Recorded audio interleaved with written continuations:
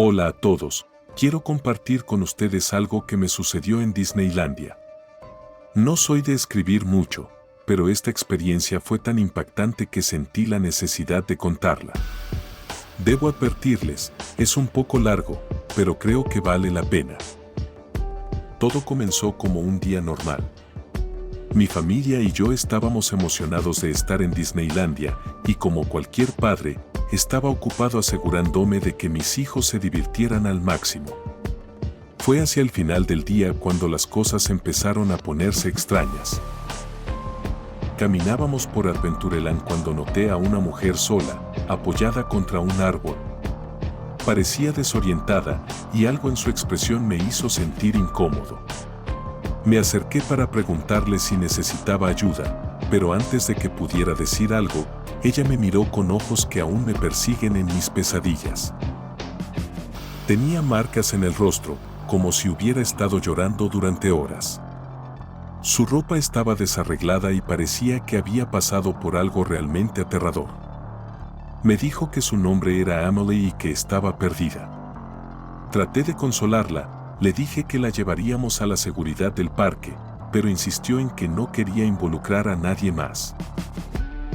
Después de mucha persuasión, aceptó caminar con nosotros hacia la salida. Mientras caminábamos, noté que miraba constantemente hacia atrás, como si temiera que alguien la estuviera siguiendo. Mis nervios estaban a flor de piel, pero traté de mantener la calma por mis hijos. Llegamos a la salida, y Amelie finalmente pareció relajarse un poco. Se despidió, agradeció y se fue en una dirección diferente. Mi familia y yo continuamos nuestro día, tratando de dejar atrás ese encuentro inquietante. Fue al día siguiente cuando las cosas tomaron un giro oscuro.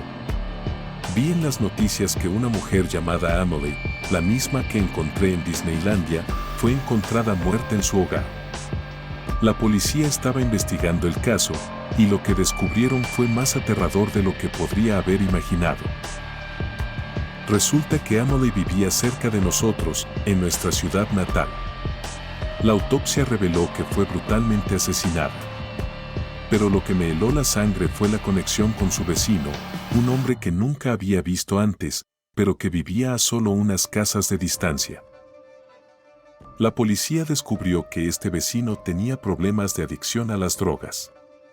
Entraron en su casa y encontraron pruebas contundentes de su participación en el crimen.